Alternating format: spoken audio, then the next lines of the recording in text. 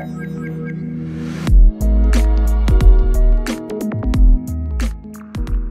today I'm going to be going over my GTX 1060, and I've done loads of benchmarks on this card, but I've never really shown you how this card looks like. So today I'm going to be going over this card and showing you a couple of changes that I made to the card over stock. So first of all, as you can notice, the card has a massive Accelero Xtreme IV cooler on it.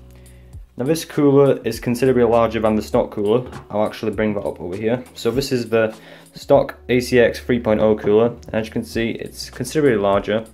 The biggest difference is the fins are more compact and the cooler is obviously thicker. I can't really show you that exactly because the shroud is in the way. As you can see, the cooler is considerably bigger. Now another change I've made is, as you can see on the side of the card, there is the EVGA GTX 1060 LED logo. Now I took this out of a ACX 3.0 cooler. This was just clipped in and stuck down by some adhesive pads.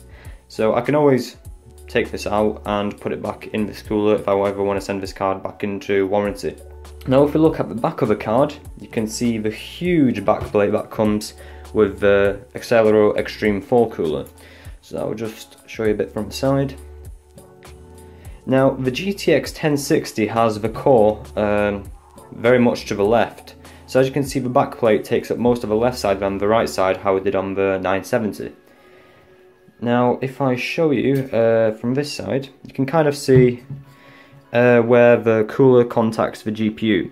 Now I had to modify the front plate on this card just so I could fit this cooler on, because the cooler originally, not the cooler, the front plate had, how do you say, little notches on it for screwing it in from the middle. Now this meant that I couldn't mount the cooler on with the front plate, which meant I had no VRM cooling. So what I had to do is I had to cut those bits off the front plate so I could fit the cooler on.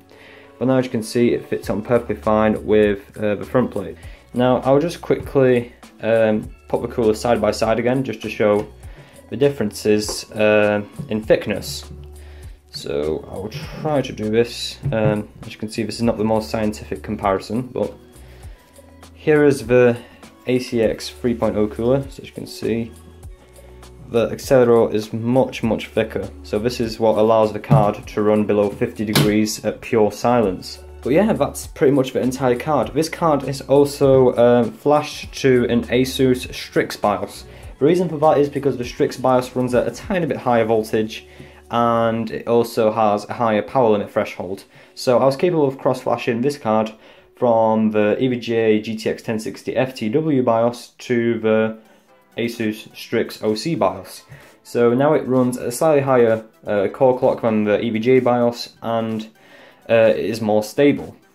Now I'm still trying to find someone that can mod Pascal BIOSes. Obviously I cannot do that myself because Pascal is encrypted and it's really hard to mod. So there's only a few individuals around the world that can actually mod Pascal BIOSes, but I'm still trying to find someone that could potentially bring the voltage up on this card, because this card is constantly running under 50 degrees, like on the lowest fan preset, and it is only running at 1.093 volts. I mean, if I could increase the voltage on this even higher with some custom BIOS mod, I could probably reach 2300, 2400 megahertz.